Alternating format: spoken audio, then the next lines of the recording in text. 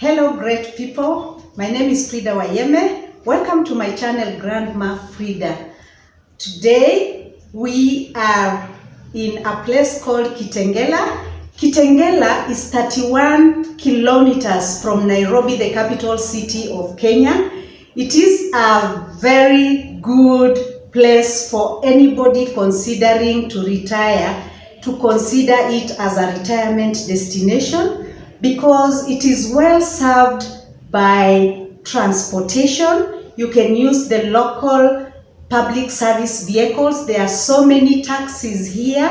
It is less than 10 kilometers to Jomo Kenyatta International Airport, and it is also served by a railway line. And by the way, Kitengela is actually on your way to Mombasa, the biggest coastal town of Kenya. And today we are with one of the retirees. We want to share some information, and it's mainly testimonial to enable you look at retirement positively. So welcome, and please tell us, who are you? Thank you very much, Madam Frida. My name is Ali Said, a retiree from Kenyan National Exams Council.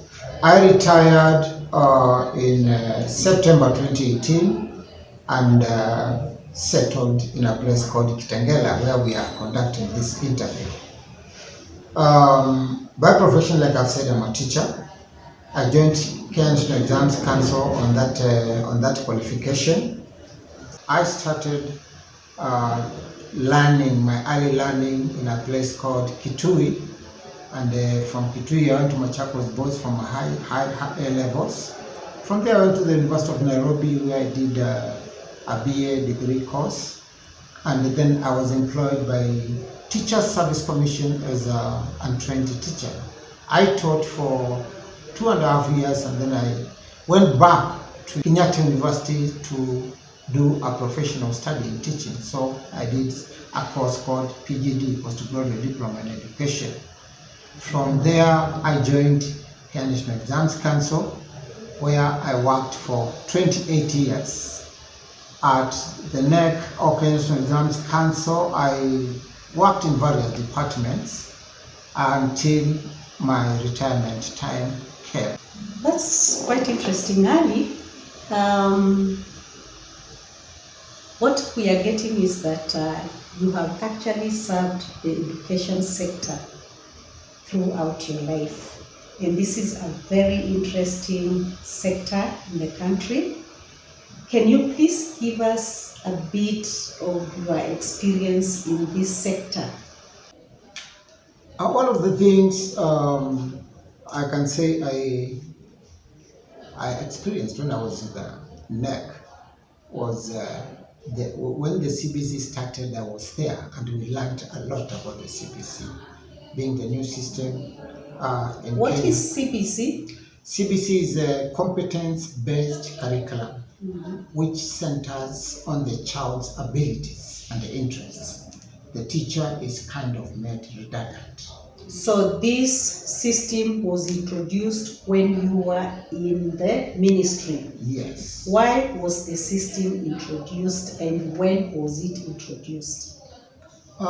Ideally, curriculum has to change because there has to be, it has to respond to the market forces, it has to respond to the technological changes, it has to respond to the social needs of the community at that particular time. 844 was mainly, it was criticized a lot because it was mainly exam-based. So 844 was the previous education system. What was 844? What was it? What does it mean to someone? 844, just like the figures say, it's a child spends 8 years in primary school, 4 years in secondary school, and 4 years at the tertiary or university. So that system changed to the what you are calling CBC. Yeah, it changed to CBC because of the demand. The worldwide, almost all the countries in the world, even the most developed countries, have gone CBC way. So Kenya could not be left behind. It had to join the bandwagon and joining the new system, which takes a lot of interest in the child at school. Interest of the child, the abilities of the child, those things they are calling competencies of the child. Yes. Okay, that's quite interesting, because I know the education system is something that is dynamic. I mean, it keeps changing, and so when Kenya decided to get into CBC, you were lucky that you were in the system. Yes. Can you tell us at least two advantages, and maybe if there are any challenges that you foresee or you've seen while you were working in the sector? One of the things with the CBC, I can say it's a good system. It prepares child for life. It prepares the child to use his or her hands to survive. And it also takes care of the interest of the child, so that it is not the teacher who is dictating what the child should learn, but the child is the one who kind of determines what that child is going to learn. And that's very good. So the child's interests are taken care of. But on the flip side, because of the nature of implementation of this new system, it came in with a few teething problems, which are solvable. And one of them is the resources. It requires a lot of resources for the schools. They require books, they require teachers, they require infrastructure, and these are not yet there, but the system is still going on. Yeah, that is expected. Whenever a new system is set, you expect quite a lot of challenges, but every challenge is surmountable. True. So you told us you retired 2018. What have you been doing since 2018 to today, 2023? Actually, I don't want to use the word retire, but I'll use it loosely, because I don't believe I retired. I just moved on to do other things. I continued doing what I was trying to do. Like I said at the beginning, I'm a trained teacher. I decided to use my teaching skills to share the knowledge I've acquired during this time I've been in the Ministry of Education. So I'm a trainer. I train trainers. I do life skills coaching. Beautiful. I do youth mentorship. I have youth mentorship programs. I talk with the students on very many areas which touch on their lives, study habits, discipline things, career, and the like. Okay, what forums do you use to reach the youth in mentoring and all that you're doing in your retirement? What are the forums you use? Somebody listening out there and maybe would like you to mentor. Sometimes mainly I deal with the schools. I like going to schools. I deal with the schools because of their nature. They are structured, and it's easy to talk with the people in a school system, be they teachers or be they students. But I also work with the local MCAs. The member of county assembly. County assembly, sorry. Okay. Yeah. Okay. Viewers, if you are not Kenyan, Kenya has an administrative system. Politically, we elect our members of parliament to manage a constituency. Then we also elect a member of the county assembly to manage a ward. And that becomes easy as a forum if you penetrate the wards and the schools through the member of the county assembly, as he is saying. Yes? There are times I also attend meetings which have been called by Kenya School Heads Association. They will invite me to come and talk with the school heads about things like CBC or things touching on education matters. I'll also talk with parents, especially giving them some kind of advice. Having been a teacher for that long, I've known a few things about students and also as a parent.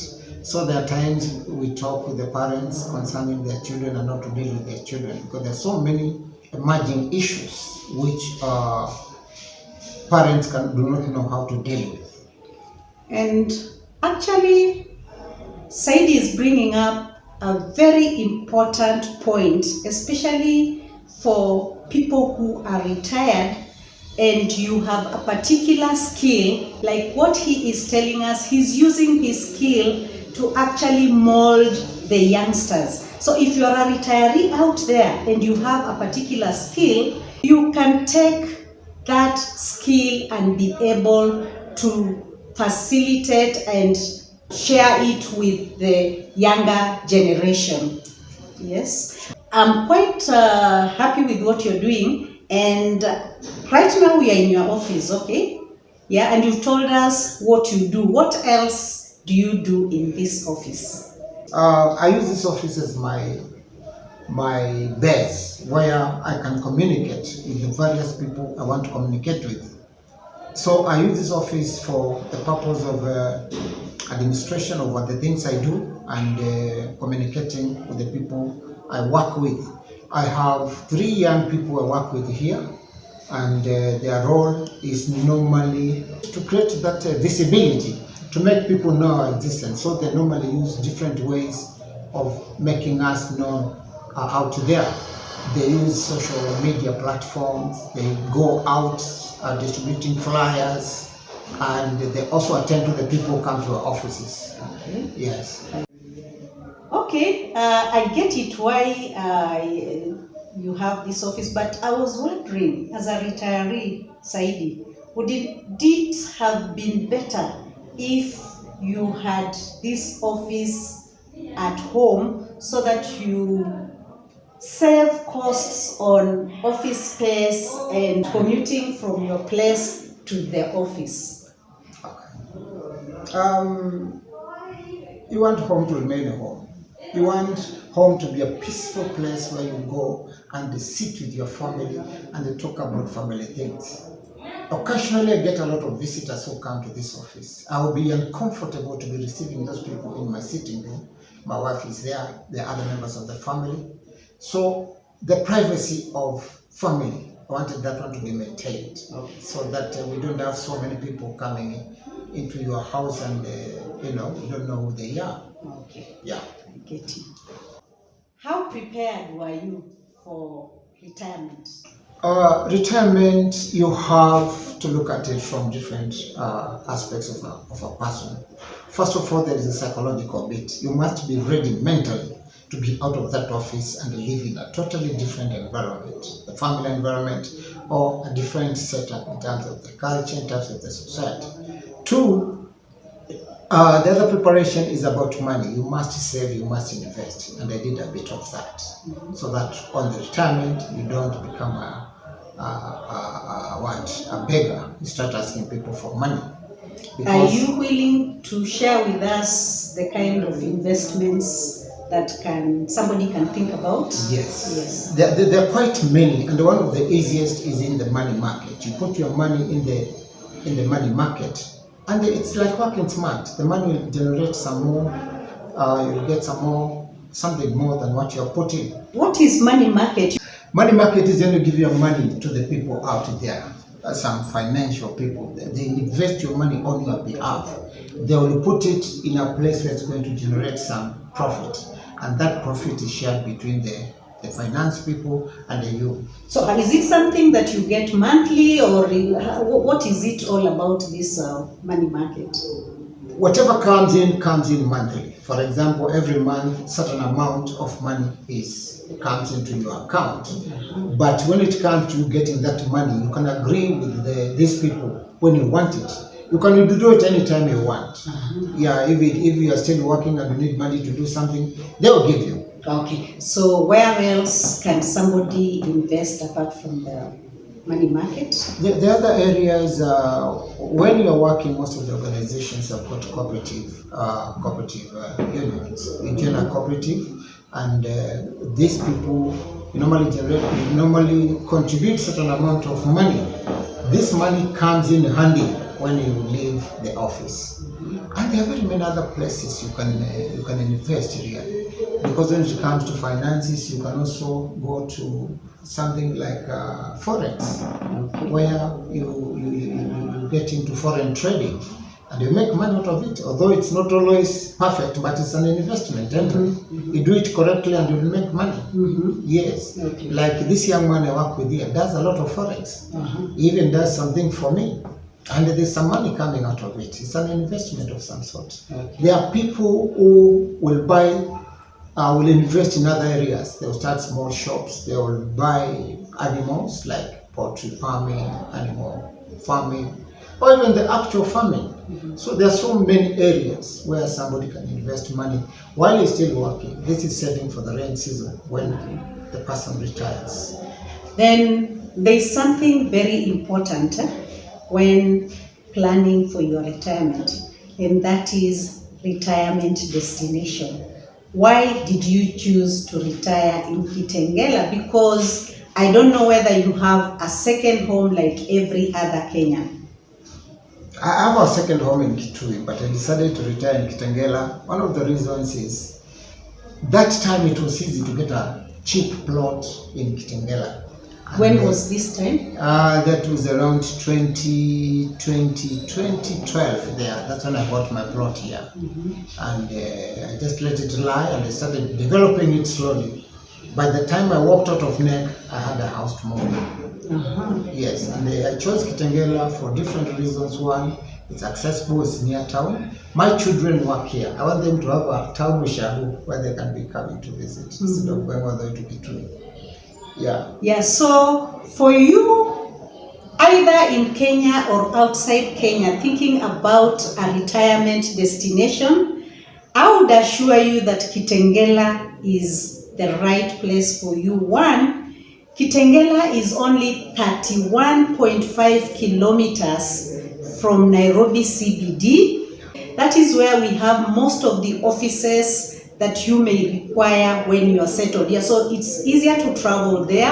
And Jomo Kenyatta International Airport is only less than 10 kilometers from Kitengela. So it's easier for you to transit, especially if you are a foreigner or if you are within Kenya, but you are going to a different town. And this area is also served by a train service, what we call the SGR to town. And it is located on the Mombasa highway, so it's just directly, you don't need to pass through town to be affected by the traffic. If you want to go to our beach, the largest beaches we have, that is at the coastal town of Mombasa. So it has so many advantages, and one of the other advantages, especially if you like a small kitchen garden, the kind of plots that are available are big enough, the lots are big enough, and you can do some little agriculture. I want to believe there are people who actually even farm and sell out. So this is one of the best retirement destinations. I'm so glad that you are retired and you're doing something quite important. And please speak to our viewers. Just give, as a retiree, give some advice or something that you think can benefit somebody listening to you. Thank you, Frida. One, the people who are working, who are starting to work, I will advise them to prepare for retirement while they are still working. In fact, somebody should start preparing for retirement on the first day that person starts working. And the preparation for retirement has got very many areas. One of the areas is finances, I've mentioned that.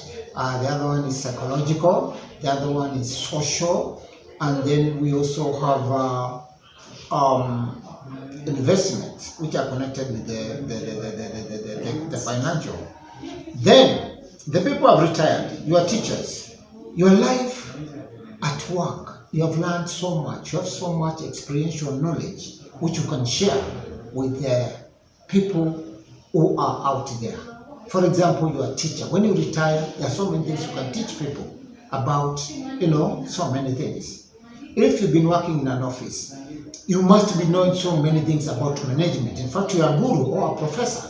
So don't go home and sit on that knowledge. Share that knowledge with the people who are in the industry. You can share it free, pro bono, or you can share it, at a small fee. It's up to you to decide.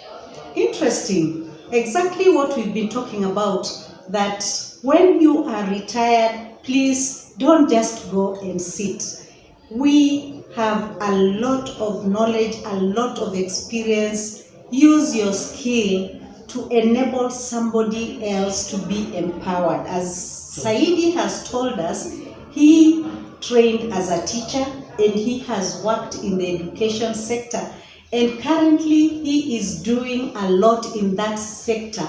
And it's just to talk to you, my fellow retirees. Maybe I didn't tell you, I am retired. I retired 7 years ago, and I want all the retirees, if you are able, please use your skills to empower others. Is that okay? Yeah. So Ali, we are coming to the end of our show, but maybe there is something that I may not have asked you, which you'd really like to share with our viewers. One of the things which we people, when we are working, we don't seem to notice time, the passage of time. We tend to think we have all the time in the world, and we keep on procrastinating. We don't do things saying, I'll do it tomorrow. I still have 20 years to go. I still have until those 20 years catch up with you. So my advice is start now where you are. In fact, like I said, start the first day you start working and make it a practice so that you invest for your retirement. You save for your retirement. This will save you a lot of agony. And that is really true. If you check my last videos, I've talked about my experiences. So what Ali is telling you is the truth, because I kept on thinking that I had time. Indeed, I still had 6 years to my retirement, but I started my retirement ceremoniously, and that can happen to you. So what he's telling you is exactly what you should be thinking about, especially you as the youth, or you as a parent. Advise your children. You as a guardian, advise the people under you. So we now come to the end of our show today.